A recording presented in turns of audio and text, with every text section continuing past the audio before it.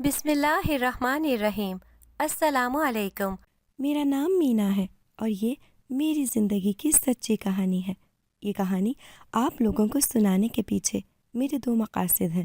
ایک یہ کہ آپ یہ جان سکیں کہ کوئی انسان کسی کو خوار کرنے کے لیے کس حد تک جا سکتا ہے، اور دوسرا یہ کہ اللہ اس کو اگر بچانا چاہے تو پھر کیسے اس کے لیے آسانیاں پیدا کر دیتا ہے۔ میرے بابا بہت امیر آدمی تھے اور میری ماں بھی ایک پڑھی لکھی عورت تھی۔ ہم لوگ اپنی دادی کے آبائی گھر میں رہتے تھے۔ میرے بابا بڑے تھے، سارا کاروبار وہی دیکھا کرتے تھے۔ میرے چاچو نشہ کرتے تھے، لیکن وہ کام نہیں کرتے تھے۔ دادی کا کہنا تھا کہ اس کی شادی کروا دیں گے تو یہ ٹھیک ہو جائے گا۔ شادی کروا دی، لیکن وہ پھر بھی ٹھیک نہ ہوا۔ دادی اس دنیا سے چلی گئیں اور گھر کے حصے کر دیے گئے۔ چاچو کے پاس ان کا حصہ تو آ گیا، لیکن وہ کام نہیں کرتے تھے۔ ان کی بیوی بھی بہت زیادہ چالاک عورت تھی اور اسے بھی مستقبل کی کوئی فکر نہیں تھی، اور ان کے گھر ہر سال بچہ پیدا ہو رہا تھا۔ میں 15 سال کی تھی۔ میرا ایک چھوٹا بھائی تھا جو کہ 5 سال کا تھا۔ بالآخر انہوں نے اپنے حصے کی تمام دولت کھا پی کر ضائع کر دی، اور ان کے پاس سوائے گھر کے اور کچھ بھی نہ رہ گیا تھا۔ وہ میرے بابا سے پیسے مانگتے تھے اور کہتے کہ میرے چھوٹے چھوٹے بچے ہیں، میرا گزارا نہیں ہوتا، تو میرے بابا ان کو پیسے دے دیا کرتے تھے۔ میری امی سمجھاتی تھیں کہ جتنا حصہ آپ کو ملا ہے ان کو بھی اتنا ہی دیا گیا ہے۔ آپ ان کی زیادہ مدد کرتے رہیں گے تو وہ کبھی بھی اپنے پیروں پر کھڑے نہیں ہو پائیں گے۔ لیکن بابا یہ سوچ کر مدد کر دیتے تھے کہ میرا بھائی ہے اور اس کے بچے بھوک سے مر رہے ہیں۔ اسی طرح بابا نے ان کی بہت مدد کی، پر بابا بھی تنگ آ گئے اور انہوں نے بھی انکار کرنا شروع کر دیا۔ ہمارے گھر سے چوری ہونے لگی۔ میری ماں کا زیور چوری ہو گیا، اور میرے بابا نے کاروبار میں پیسے لگائے تھے۔ وہاں جا کر بھی میرے چاچو نے کوئی بات کی کہ دوسرے شخص نے میرے بابا کو کاروبار سے ہی نکال دیا۔ وہ ہم سے مال و دولت چھین لینا چاہتے تھے، ہمیں ذلیل کرنا چاہتے تھے۔ ان کی نظر ہمارے گھر کی چیزوں پہ تھی۔ بات یہاں تک تو سمجھ آتی تھی، لیکن یہ نہیں پتا تھا کہ کسی دن وہ یہ سب بھی کریں گے کہ میری امی اور بابا ایک گاڑی میں بیٹھ کر کہیں جا رہے تھے۔ میرا چھوٹا بھائی بھی ضد کر رہا تھا، پر امی کا کہنا تھا کہ ہم صرف تھوڑی دیر میں واپس آ جائیں گے۔ جس جگہ جا رہے ہیں وہ تمہیں نہیں لے کے جا سکتے۔ وہ ہسپتال میں کسی کی تیمارداری کرنے کے لیے جا رہے تھے، اس لیے میرے چھوٹے بھائی کو میرے پاس چھوڑ کے چلے گئے۔ انہوں نے کہا کہ آدھے گھنٹے کا کام ہے، لیکن ان کو گئے 4 گھنٹے ہو گئے تھے اور ان کے فون بھی نہیں مل رہے تھے۔ میں کافی پریشان ہو گئی اور میں نے چاچی کو کہا کہ پتہ کریں چاچو۔ پہلے تو اٹھ نہیں رہے تھے، لیکن جب رات کے 12 بجے تو وہ بھی پتہ کرنے چلے گئے، اور پوری رات اسی طرح گزر گئی۔ پھر بالآخر صبح یہ خبر سننے کو ملی کہ میرے ماں باپ اس دنیا سے جا چکے تھے، کیونکہ ان کی گاڑی اچانک سے ہی خراب ہو گئی تھی۔ اس کی بریک فیل ہو گئی تھی۔ رشتہ داروں کا کہنا تھا کہ پہلے ایسا کبھی نہیں ہوا، بریک ایسے فیل نہیں ہوتی، کسی نے کچھ کیا ہوگا۔ گاڑی بالکل نئی تھی، لیکن پتہ نہیں کسی نے کچھ کیا تھا یا نہیں، پر ہم لوگ تو یتیم ہو گئے تھے۔ ہمارے ماں باپ اس دنیا سے چلے گئے تھے۔ روتے رہے اور کیا کر سکتے تھے؟ مرنے والوں کے لیے رویا ہی تو جا سکتا ہے کہ اب ہماری ذمہ داری چاچی چاچو پر آ گئی۔ یہ کہنا بہتر ہوگا کہ ان کی ذمہ داری ہم پر آ گئی تھی۔ جیسے انہوں نے اپنے حصے کی ساری دولت بیچ کے کھا لی تھی، اب وہ ہمارے حصے کی دولت کھا رہے تھے۔ ہمارا گھر کرائے پر دے دیا اور ہمیں اپنے گھر میں رہنے کے لیے ایک اسٹور جتنا کمرہ دے دیا تھا کہ تم دونوں یہاں آرام سے رہ لینا۔ میری ماں کی طرف سے کوئی رشتہ دار نہیں تھا، نہیں تو وہاں کے رشتہ دار ہمیں ضرور اپنے ساتھ لے جاتے۔ ادھر بابا کے رشتہ داروں نے تھوڑا بہت سمجھانے کی کوشش کی کہ اگر بچوں کا گھر کرائے پر دے دیا ہے تو اس کا کرایہ بھی بچوں پر لگاؤ۔ میرے بھائی کو اسکول میں داخل کرانے کی عمر ہو گئی تھی، لیکن ابھی تک نہیں کروایا گیا تھا، اور میری پڑھائی بھی روک دی گئی تھی۔ ہمارے گھر میں ہی ہمارے ساتھ جانوروں جیسا سلوک ہوتا تھا۔ میری چاچی پورا دن مجھ سے گھر کے کام کرواتی تھی، جبکہ ان کی اپنی بیٹی بھی تقریباً میری جتنی ہی تھی اور وہ بھی جوان تھی، لیکن اس سے کوئی کام نہیں کرواتی تھی۔ میرے چھوٹے بھائی کو بھی پورا دن ادھر ادھر بھیجتی رہتی کہ جاؤ دکان پر جاؤ۔ ایک دن تو وہ بیچارہ واپس آیا تو راستے میں کسی موٹر سائیکل سے ٹکرا گیا اور اسے چوٹ لگ گئی۔ اتنا بڑا تو نہیں تھا، 5 سال کا تھا۔ میں دن رات روتی رہتی تھی۔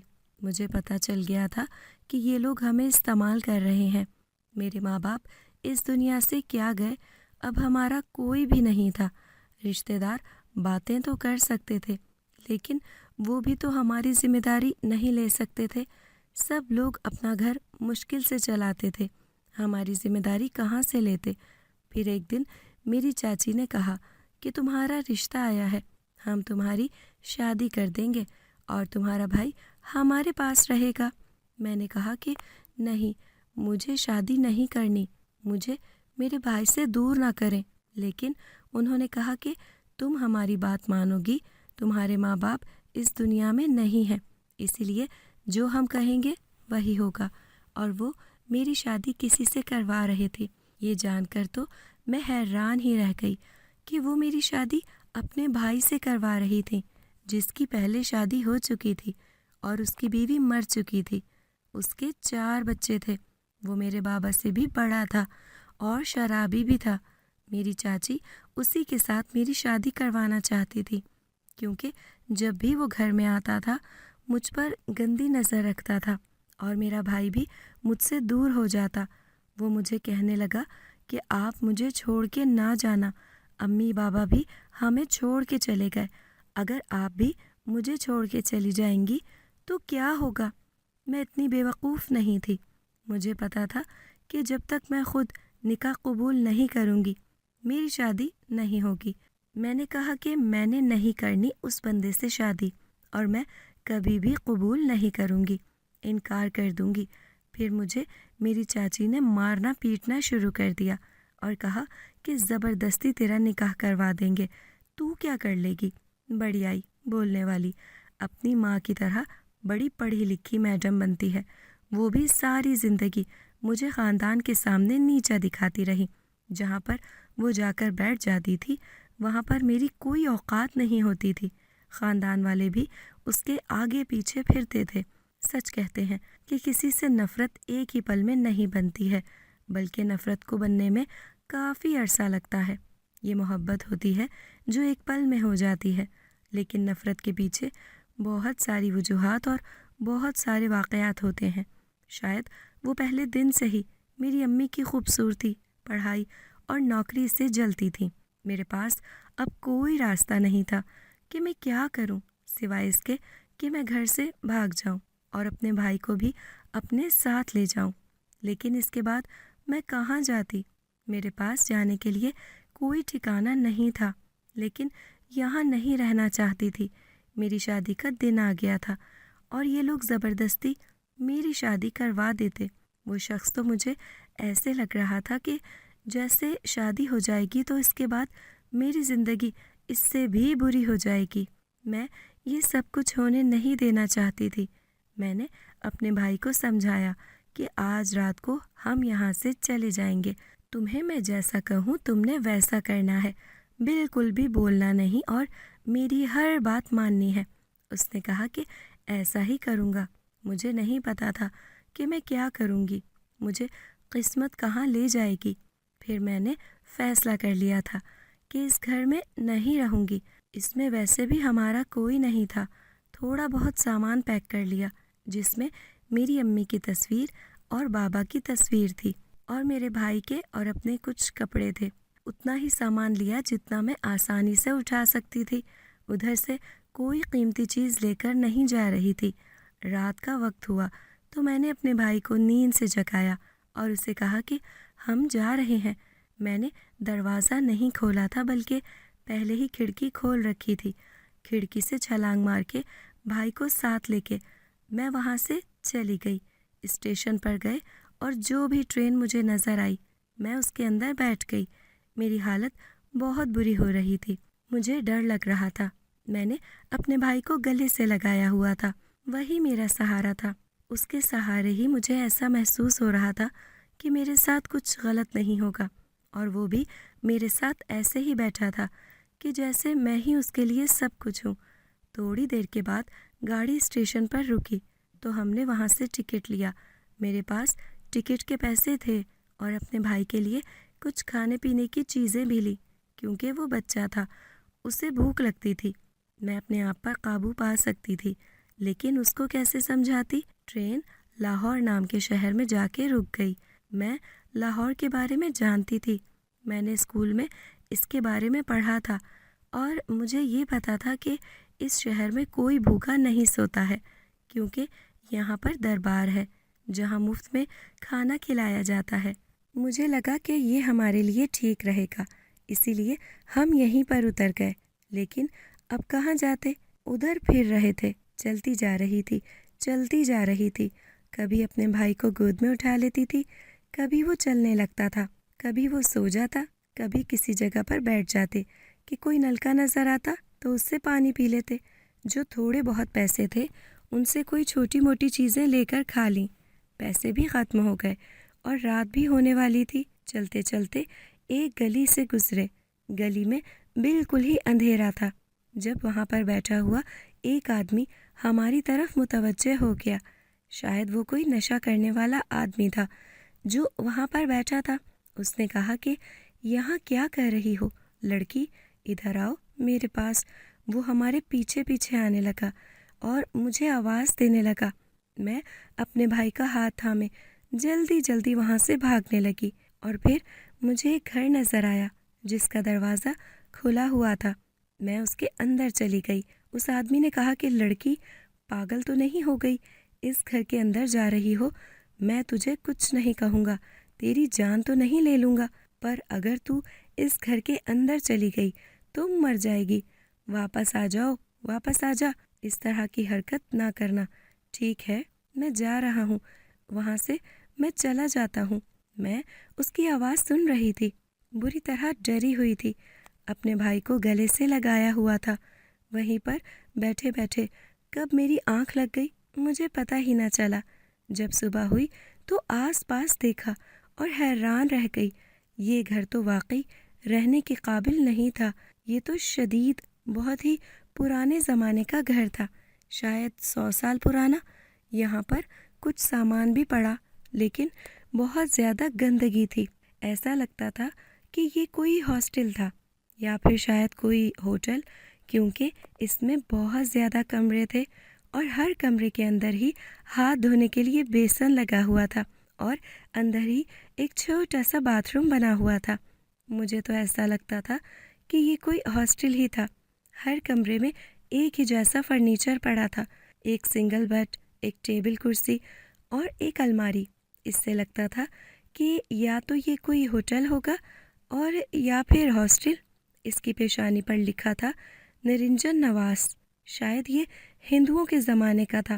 دور سے شہر کی آوازیں آ رہی تھیں، کیونکہ شہر دور تو تھا لیکن اتنا دور بھی نہیں تھا۔ میں اپنے بھائی کو لے کر بیٹھی رہی۔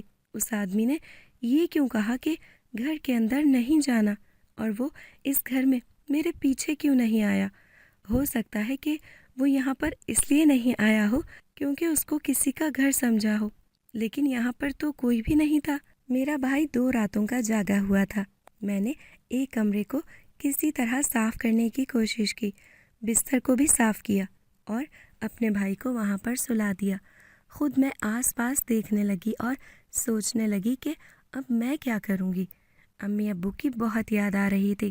جب بھائی سو گیا تو دھاڑے مار کر رونا شروع کر دیا، کیونکہ بھائی کے سامنے رونا نہیں چاہتی تھی، اسے پریشان نہیں کرنا چاہتی تھی۔ لیکن سچ تو یہ تھا کہ میرے پاس کچھ بھی نہیں تھا۔ کیا کر سکتی تھی میں؟ زمین پر بیٹھی گھٹنوں میں سر دیے رو رہی تھی اور اللہ سے شکوہ کر رہی تھی کہ میرے ماں باپ کو مجھ سے کیوں لے لیا گیا اور مجھے ایسے لوگوں کے حوالے کر دیا۔ کیا میں واپس چلی جاؤں؟ واپس جاتی تو میری زندگی اور بھی بری ہو جانی تھی۔ یہاں پر کچھ بھی تو نہیں تھا، इस घर में भी कब तक बैठ सकती थी? मुझे कुछ समझ नहीं आ रहा था। मेरे दिमाग में कोई आइडिया नहीं आ रहा था कि मैं क्या करूं, मैं किसके पास जाऊं? क्या मैं किसी से कुछ पूछूं, किसी से मदद मांगूं, किसी को कहूं कि हमें किसी ऐसी जगह पर छोड़ आएं जहां पर हम जैसे लोग रहते हैं, या कोई नौकरी करने की बात करूं या मेहनत मजदूरी करूं? मेरा दिमाग बिल्कुल माउफ हो चुका था। उस वक्त मेरे दिमाग में ऐसी कोई बात नहीं आ रही थी। मेरे पास जितने भी पैसे थे उनमें से मैंने जो भी चीज़ें ली थी अपने भाई को खिलाई थी। मैंने खुद 2 दिन से कुछ भी नहीं खाया था। अगर मैं कुछ भी नहीं खाती तो मैं बेहोश हो जाती और फिर अपने भाई की भी हिफाजत ना कर पाती। पर मेरे पास 1 रुपया भी नहीं था। रोते रोते मैंने घुटनों से सर उठाया तो सामने का मंजर देखकर हैरान रह गई।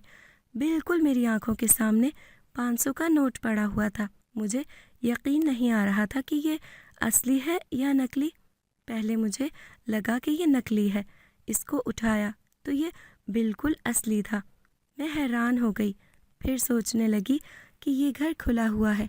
शायद यहाँ पर रात के टाइम नशा करने वाले लोग इकट्ठे बैठते होंगे और उनकी जेब से ये गिर गया होगा, क्योंकि नोट बिल्कुल असली था और उसको देख के लगता था कि थोड़ा पुराना भी होगा।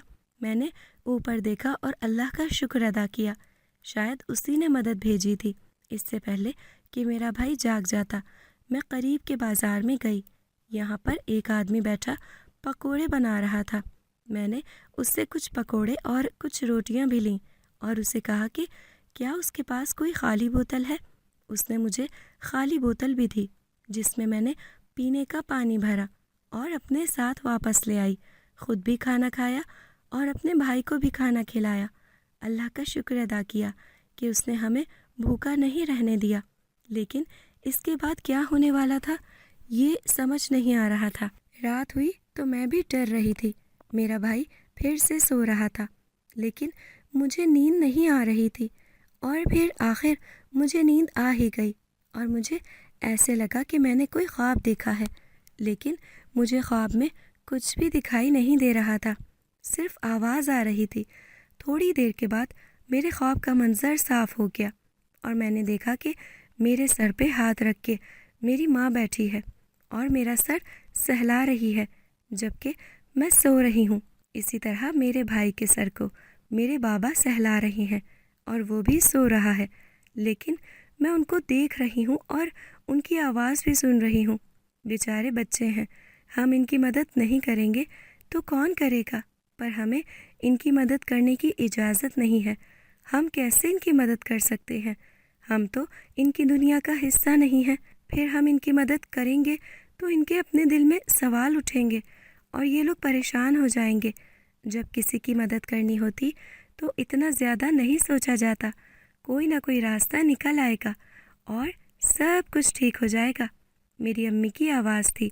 यही तो मैं समझाने की कोशिश कर रहा हूँ कि हैं तो ये बच्चे ही, लेकिन कहीं ऐसा ना हो कि डर कर यहाँ से भाग जाएं।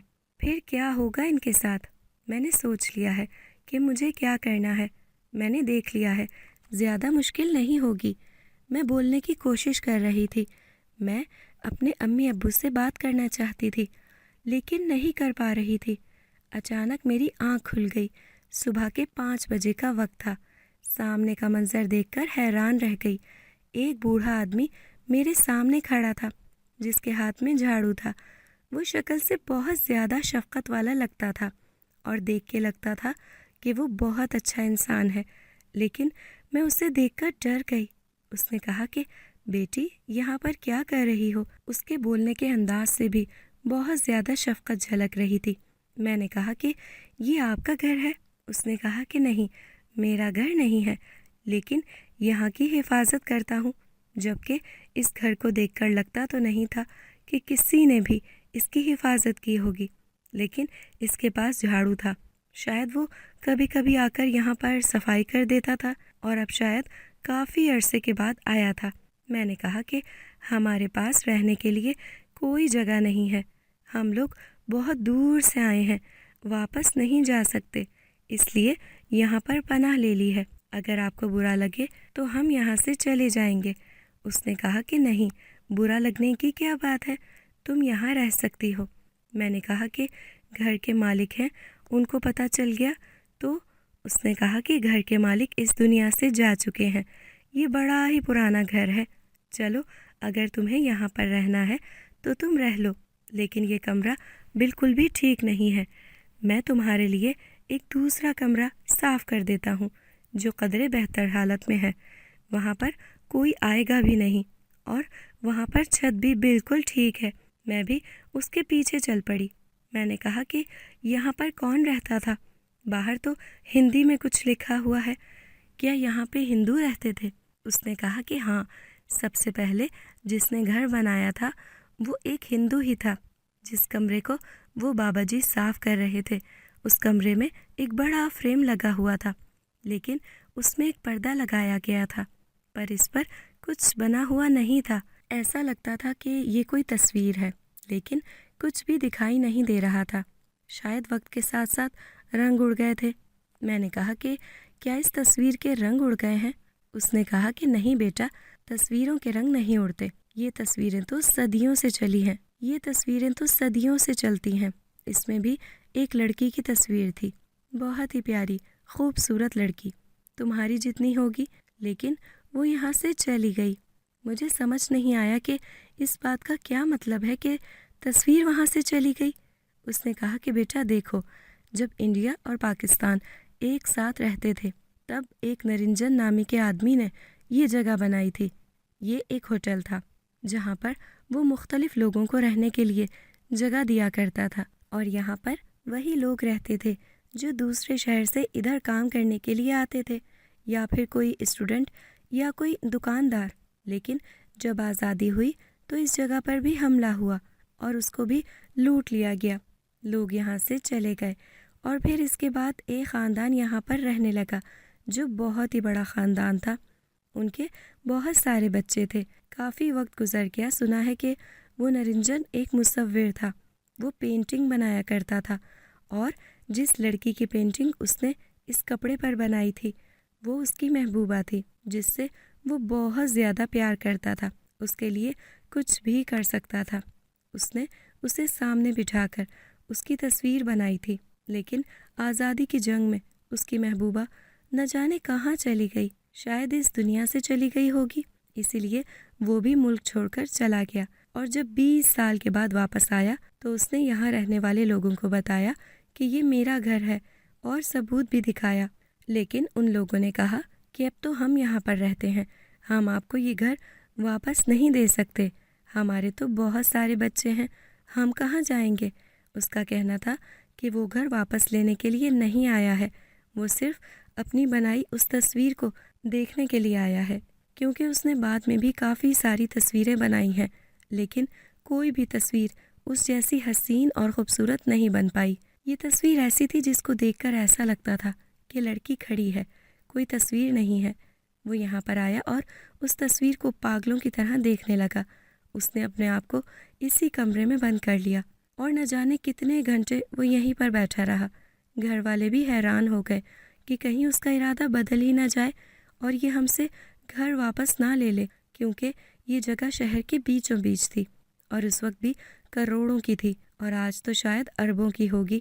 اسی لیے گھر والوں نے بہت ہی برا کام کیا، انہوں نے اس کو کہا کہ آپ آ کر کھانا کھا لیں، اور اس کے کھانے میں زہر ملا دیا۔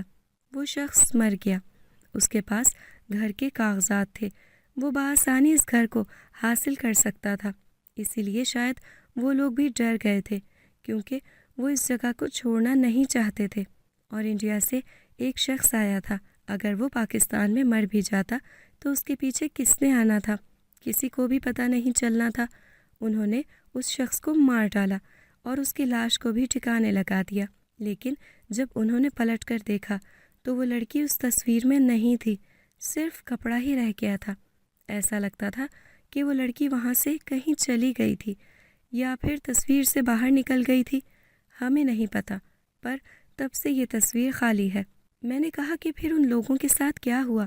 اس بابا جی نے بتایا کہ اس طرح وہ لوگ مرنے لگے، اور پھر جو بھی اس گھر میں رہنے کے لیے آیا اس کے ساتھ کچھ برا ہی ہوا۔ یہ جگہ آسیب زدہ مشہور ہو گئی اور شہر کے بیچوں بیچ ہونے کے باوجود بھی یہاں پر کوئی بھی رہنے کے لیے نہیں آتا، جبکہ دیکھا جائے تو آج بھی یہ جگہ بہت مہنگی ہے اور ابھی تک کھڑی بھی ہے۔ اس کی تو زمین ہی بہت زیادہ مہنگی ہوگی، لیکن اب یہاں پر کوئی بھی رہنے کے لیے نہیں آتا ہے۔ بیٹی، تمہیں یہ بتانے کا مقصد بالکل بھی یہ نہیں تھا کہ تم ڈر جاؤ۔ میں یہ بتانا چاہتا تھا کہ اس گھر میں کیا ہوا ہے۔ میں نے کہا کہ اب مجھے سمجھ آئی کہ جو شخص میرے پیچھے بھاگ رہا تھا وہ مجھے دیکھ کر میرے پیچھے کیوں نہیں آیا، شاید وہ بھی ڈر گیا تھا۔ بابا جی نے کہا کہ ہاں، وہ ضرور ڈر گیا ہوگا۔ ویسے میرا نام اکرم ہے اور اس گھر کے جو آخری مالک تھے جنہوں نے اس گھر کو قانونی طور پر اپنے نام لگایا تھا، میں انہی کا نوکر ہوں۔ وہ سب بھی اس دنیا سے جا چکے ہیں۔ ان کے بچے ابھی تک زندہ ہیں، لیکن وہ یہاں نہیں رہتے ہیں اور نہ ہی یہاں آنا چاہتے ہیں، لیکن کبھی کبھی میں یہاں پہ آ جاتا ہوں۔ مجھے آج تک یہاں پر کوئی نقصان نہیں ہوا ہے۔ 3-4 مہینے بعد چکر لگا لیتا ہوں، بس ایسے ہی۔ اگر نہ بھی آؤں تو کوئی فرق نہیں پڑتا، اور جگہ کے مالکان یہ چاہتے ہیں کہ یہ جگہ کوئی ایسا شخص خرید لے جو یہاں پر کوئی مسجد بنا لے، تاکہ اس جگہ میں بسے ہوئے آسیب بھی ختم ہو جائیں۔ لیکن شہر کے بیچوں بیچ مسجد بنانے کا کوئی مطلب نہیں ہے۔ یہاں پر تو ساری دکانیں ہی دکانیں ہیں۔ اس جگہ کو کوئی ایسا شخص خرید سکتا ہے جو اس کے بارے میں جانتا نہ ہو، اور یا پھر اسے اس بات سے کوئی فرق نہیں پڑتا۔ اسی لیے اس جگہ کا کوئی کام ہی نہیں بنتا اور بس ایسے ہی پڑی رہتی ہے۔ اسی لیے تم یہاں پر آرام سے رہ سکتی ہو، تمہیں ڈر تو نہیں لگتا؟ میں نے کہا کہ مجھے جس چیز سے ڈر لگتا تھا وہ ہو چکا ہے۔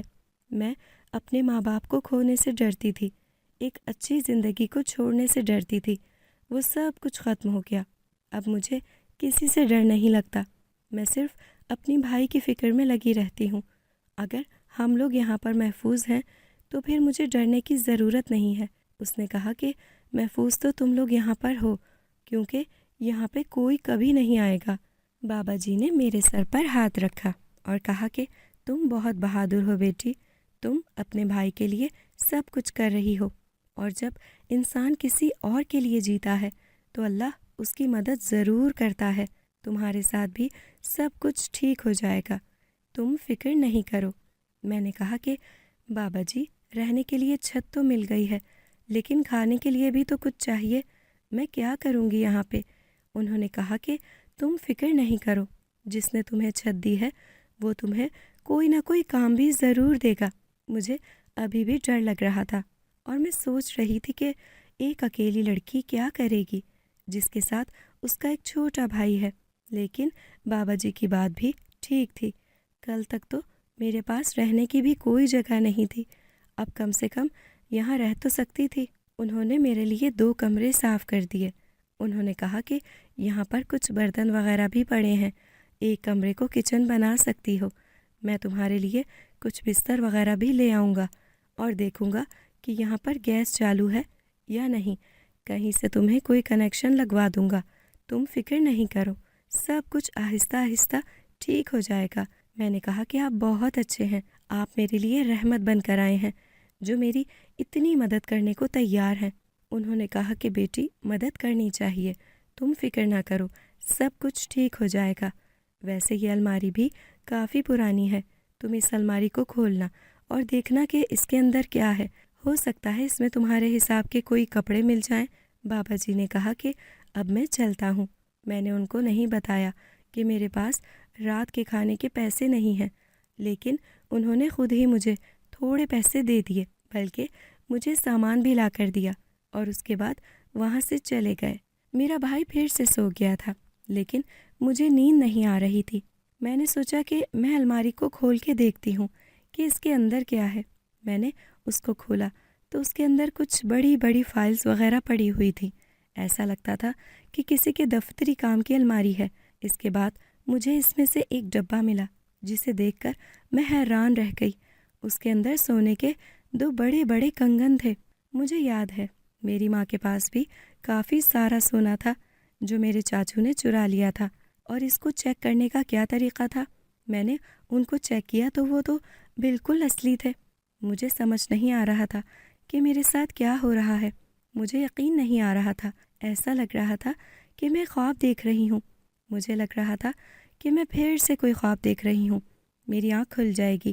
میں نے ان دونوں کو اپنے تکیے کے نیچے رکھ دیا اور سو گئی تھی۔ مجھے یقین تھا کہ اگر یہ صبح تک میرے پاس ہوئے تو اس کا مطلب ہے یہ خواب نہیں ہے، اور اگر میری آنکھ کھلی اور یہ میرے ہاتھ میں نہیں ہوئے تو یہ ایک خواب ہی ہوگا، اس سے زیادہ کچھ نہیں ہوگا۔ لیکن جب میری آنکھ کھلی اور میں نے اپنے تکیے کے نیچے ہاتھ رکھا تو حیران رہ گئی کہ وہ تو نیچے ہی پڑے تھے۔ اس کا مطلب کیا تھا؟ یہ کوئی خواب یا فریب نہیں تھا۔ میرے پاس سونے کے کنگن تھے۔ مجھے کیا کرنا چاہیے تھا؟ مجھے ابھی بھی کچھ سمجھ نہیں آ رہا تھا۔ میں اپنے بھائی کا ہاتھ پکڑ کر بازار میں نکل گئی اور کوئی سونے کی دکان دیکھنے لگی۔ پھر مجھے ایک دکان نظر آ گئی۔ میں نے اسے کنگن دکھایا تو اس نے کہا کہ یہ تو بہت موٹا اور بھاری ہے، اس کے جتنے پیسے بنتے ہیں اتنے پیسے تو میرے پاس ابھی نہیں ہیں۔ آپ 1 گھنٹے بعد آئیں، میں آپ کے سارے پیسوں کا انتظام کر کے دوں گا۔ دکان والا بھی میری طرف عجیب نظروں سے دیکھ رہا تھا۔ اس نے پوچھا کہ بیٹے یہ تم نے کہاں سے لیا ہے؟ میں نے کہا کہ یہ میری دادی کا تھا، وہ اب اس دنیا میں نہیں ہے۔ اس نے کہا کہ ہاں یہ بہت پرانے زمانے کا لگ رہا ہے، ایسے تو ہماری نانی دادی ہی پہنا کرتی تھی۔ آج کل تو تھوڑے سے سونے سے ہی پورا سیٹ بن جاتا ہے، لیکن یہ بالکل خالص سونا ہے۔ میں نے اسے دوسرا کنگن نہیں دکھایا تھا۔ میں نے اس سے کہا کہ مجھے تھوڑے پیسے دے دے، میں نے گھر کی چیزیں لینی ہیں۔ تھوڑے بہت پیسے دے دیے اور مجھے کہا کہ 1 گھنٹے کے بعد آ کے اپنے باقی کے پیسے لے جانا۔ تب تک میں نے گھر کی کچھ چیزیں لے لیں اور باقی کے پیسے بھی مل گئے۔ میرے پاس بہت سارے پیسے تھے۔ میں اسی گھر میں جانے لگی جب میں نے کسی کی آواز سنی۔ یہ ایک خواجہ سرا تھا جو شاید آس پاس ہی رہتا تھا۔ مجھے لگا کہ وہ مجھ سے پیسے مانگے گا، اس لیے میں نے اسے کچھ پیسے دے دیے۔ اس نے کہا کہ پورے 100 کا نوٹ دیا ہے تو نے مجھے۔ بڑی بات ہے، کہاں سے آئی ہے تو؟ لیکن تو جہاں سے بھی آئی ہے تو یہاں پہ کیوں جا رہی ہے؟ یہ گھر تو رہنے کے قابل نہیں ہے۔ میں نے کہا کہ یہی میرا گھر ہے۔ اس نے کہا کہ تجھے ڈر نہیں لگتا؟ اس گھر میں تو بھوت ہوتے ہیں۔ میں نے کہا کہ مجھے بھوتوں سے زیادہ انسانوں سے ڈر لگتا ہے۔ اس بات پر وہ حیران ہو گئی۔ اس نے کہا کہ چل، اب مجھے یہ نہیں پتا کہ تو انسان ہے یا نہیں، پر میں بھی تیری مدد کروا دیتی ہوں۔ وہ بھی میرے ساتھ آ گئی اور اس نے بھی میری مدد کرنا شروع کر دی۔ پورا دن لگا کے ہم نے باورچی خانہ سیٹ کر لیا تھا۔ اب یہاں پہ اتنا سامان تھا کہ کھانا پکانے کا انتظام ہو سکتا تھا۔ بابا جی نے گیس کا کہا تھا، شاید وہ شام تک یہ مسئلہ بھی حل کر دیتے، لیکن میں نے ایک چھوٹا سا سلنڈر بھی لے لیا تھا۔ ہم نے وہیں پہ کھانا بھی بنایا اور بیٹھ کر کھایا۔ میں نے کہا کہ مجھے تو اس جگہ کے بارے میں پتہ نہیں تھا، اسی لیے میں یہاں پر آ گئی ہوں، لیکن تم تو اسی شہر کی لگتی ہو، پھر تمہیں یہاں سے ڈر نہیں لگتا ہے؟ اس نے کہا کہ میرا بھی تیرا والا ہی حساب ہے، مجھے بھی لوگوں سے ڈر لگتا ہے اور کسی سے ڈر نہیں لگتا، لوگ بڑے برے ہیں۔ اس نے کہا کہ ہم لوگ یہاں قریب ہی رہتے ہیں، ہمارا بہت بڑا گھر ہے۔ میں نے کہا کہ میرے پاس کچھ پیسے ہیں اور میں کوئی کاروبار کرنا چاہتی ہوں، پر میں کیا کروں؟ اس کا کہنا تھا کہ ایک کام ہو سکتا ہے، کھانا تو نے بہت ہی مزیدار بنایا ہے، تو یہ کام کر کے یہاں جو غریب دکاندار رہتے ہیں ان سے بات کر اور ان کو کہہ کہ ایک ٹائم کا کھانا ان کے لیے تو بنا دیا کرے گی اور وہ مہینے کے پیسے دے دیا کریں گے، کیونکہ سارے دکانداروں کے گھر سے کھانا نہیں آتا، ان کے گھر یہاں سے بہت دور ہوتے ہیں اور بازاری کھانے کھا کھا کے وہ اپنی طبیعت خراب کر لیتے ہیں۔ تیرے ہاتھ کا گھر کا بنا ہوا کھانا کھانے کے لیے تو وہ فوراً مان جائیں گے، پر تو ان کو کبھی بھی یہ نہ بتانا کہ اس گھر میں رہتی ہے، نہیں تو وہ تجھے کوئی چڑیل سمجھ لیں گے۔ میں اس کی بات پر مسکرا دی۔ میں نے کہا کہ نہیں بتاؤں گی، لیکن کیا تم روز میری مدد کرنے کے لیے آ جایا کرو گی؟ تمہیں بھی کچھ پیسے دے دیا کروں گی۔ اس بات پر وہ حیران ہو گئی۔ اس نے کہا کہ ہاں، بھیک مانگنے سے تو اچھا ہے کہ میں تیرے ساتھ ہی کام کر لیا کروں، اور میں یہاں پر رات کو نہیں رکوں گی، میرا اپنا گھر ہے، وہاں پر جا کے سویا کروں گی۔ میں نے کہا کہ ٹھیک ہے، جیسے آپ کو بہتر لگے۔ رات کو بابا جی پھر سے آئے اور گیس کا انتظام بھی کر دیا۔ میں نے ان کو یہ ساری بات بتائی تو وہ بہت خوش ہوئے۔ انہوں نے کہا کہ دیکھو، میں نے کہا تھا کہ سب کچھ ٹھیک ہو جائے گا، کام بھی ہے، ساتھ دینے والا بھی ہے۔ میں نے دکانداروں سے بات کر لی، انہوں نے کہا کہ ہمیں منظور ہے، اور مہینے کے پیسے بھی طے کر لیے۔ پھر سے ڈھیر سارا سامان لیا، کچھ برتن لیے، کچھ ٹفن لیے اور اپنا کام شروع کر دیا۔ اور خواجہ سرا کا نام نجمہ تھا، وہ میرے ساتھ روز مدد کروایا کرتی تھی اور ہمارا کام بھی آسان ہو جاتا تھا۔ میں اپنے بھائی کو اسکول بھی داخل کروانا چاہتی تھی۔ میں نے اپنے بھائی کو اسکول داخل کروا دیا، دوسرا سونے کا کنگن بھی بیچ دیا، کیونکہ مجھے بہت ساری چیزیں لینی تھی اور میرا کاروبار بھی چلنے لگا۔ اللہ کا شکر ادا کرتی تھی۔ مجھے یقین نہیں ہو رہا تھا کہ میں یہ سب کچھ کر رہی تھی۔ یہ سب کچھ بہت مشکل تھا، میرے لیے آسان نہیں تھا، لیکن مدد کرنے والے 2 لوگ میرے ساتھ تھے۔ بابا جی ہمیشہ رات کو ہی آیا کرتے تھے۔ نجمہ صبح آ جاتی تھی اور دوپہر تک کام نمٹا کے شام کو چلی جاتی تھی۔ وہ بھی اپنے ساتھ کھانا اور پیسے لے جایا کرتی تھی۔ میرا بھائی بھی وہاں پہ خوش تھا۔ کبھی کبھی اس کو شام کو باہر لے جاتی، بازار میں پھرتے تھے، ادھر ادھر دیکھتے، کوئی کھانے کی چیز پسند آتی تو کھا لیتے تھے۔ یہ شہر واقعی بہت اچھا تھا۔ یہاں ایک دربار بھی تھا، کبھی کبھی وہاں بھی چلی جاتی تھی۔ وہاں بہت سارے لوگ ہوتے تھے اور مفت میں کھانا ملتا تھا۔ ہمیں کھانے پینے کی کوئی کمی نہیں تھی، لیکن اس جگہ پر کافی سکون تھا۔ اسی طرح کافی سارے مہینے گزر گئے۔ اکرم بابا بھی روز آیا کرتے تھے اور نجمہ بھی۔ میں نے نجمہ کو بابا کے بارے میں بتایا تھا، لیکن ابھی تک ان کی ملاقات نہیں ہو پائی تھی، کیونکہ وہ شام سے پہلے ہی واپس اپنے گھر چلی جایا کرتی تھی۔ میں نے کچھ پیسے بھی جمع کر لیے تھے اور اپنے بھائی کو اسکول میں بھی داخل کروا دیا تھا۔ مجھے اپنے امی ابو کی بہت یاد آتی تھی۔ میں سوچ رہی تھی کہ کاش آج وہ بھی مجھے دیکھتے تو کتنا فخر کرتے، کتنا خوش ہوتے کہ ہم اپنے پیروں پر کھڑے ہو گئے ہیں۔ ہر ماں باپ یہی تو چاہتے ہیں کہ ان کی اولاد معاشرے میں اپنے قدموں پر کھڑی ہو جائے اور کچھ ایسا کر کے دکھائے جو ان سے امید بھی نہیں کی جا سکتی تھی۔ امی ابو کی بہت زیادہ یاد آتی تھی۔ اب تو میں ان کی قبر پر بھی نہیں جا سکتی۔ میں واپس نہیں جانا چاہتی تھی۔ ایک دن اپنے گھر میں تھی جب گھر میں اچانک سے ایک لڑکا داخل ہوا جس کی عمر مجھ سے شاید کچھ سال بڑی ہوگی۔ اس نے کہا کہ کون ہو تم اور کیا کر رہی ہو یہاں پہ؟ اس نے آس پاس دیکھا کہ میں نے کمرے کو سجایا ہوا تھا اور کچن بھی بنا رکھا تھا۔ میں نے کہا کہ تم کون ہو؟ انہوں نے کہا کہ میں اس گھر کا مالک ہوں اور یہ میرا گھر ہے۔ مجھے یاد آیا کہ شاید یہ وہی تھا جس کے بارے میں بابا نے بتایا تھا کہ ان کے بچے جوان ہیں لیکن یہاں پہ آتے نہیں، پر اس جگہ کو بیچنا بھی چاہتے ہیں۔ میں نے اس کو بتایا کہ میں یہاں پہ پناہ لینے کے لیے آئی تھی اور چھوٹا موٹا کاروبار کرتی ہوں۔ اس نے کہا کہ تمہیں ڈر نہیں لگتا ہے؟ میں نے کہا کہ نہیں۔ اس نے اپنا نام بتایا۔ اس کا نام صفدر تھا۔ بہت اچھا انسان لگ رہا تھا۔ اس نے یہ نہیں کہا کہ یہاں سے نکل جاؤ، اور اس نے کہا کہ دیکھ لو، اور یہاں پر جو بھی رہتا ہے وہ زیادہ عرصے تک یہاں رہ نہیں پاتا۔ پتہ نہیں تم یہاں پر کیسے رہ رہی ہو؟ کہیں تم وہی لڑکی تو نہیں ہو جس کی وجہ سے سب لوگ مر رہے تھے؟ میں نے کہا ایسی کوئی بات نہیں ہے، میرا چھوٹا بھائی ہے۔ اس کے بارے میں مختصر بتایا۔ اس نے کہا کہ مجھے بہت افسوس ہوا، لیکن میرے پاس بھی تمہارے لیے بری خبر ہے۔ وہ یہ کہ ہم نے اس جگہ کو بیچ دیا ہے۔ اسے ایک پلازا بنانے والے نے خرید لیا ہے جسے کسی بات سے فرق نہیں پڑتا ہے، اور اب تمہیں یہاں سے جانا ہوگا۔ میں نے کہا کہ میں یہاں سے کہاں جاؤں گی؟ تو اس کا کہنا تھا کہ تمہارے لیے کوئی انتظام کرنے کے بارے میں سوچیں گے، لیکن یہ جگہ چھوڑنی ہوگی، یہ تو طے ہے۔ میں نے کہا کہ آپ بابا جی سے بات کر لیں، وہ آپ کو بتا دیں گے۔ انہوں نے مجھے کہا تھا کہ میں یہاں پہ رہ سکتی ہوں، اجازت دی تھی مجھے۔ اب میں کہاں جاؤں گی؟ میں نے تو سارا سسٹم بھی بنا لیا ہے، اسی جگہ میرا کاروبار ہے، اور میرا بھائی بھی یہاں نزدیک کے ایک اسکول میں پڑھتا ہے۔ میری آنکھوں میں آنسو آ گئے۔ اس نے کہا کہ کس بابا جی کی بات کر رہی ہو تم؟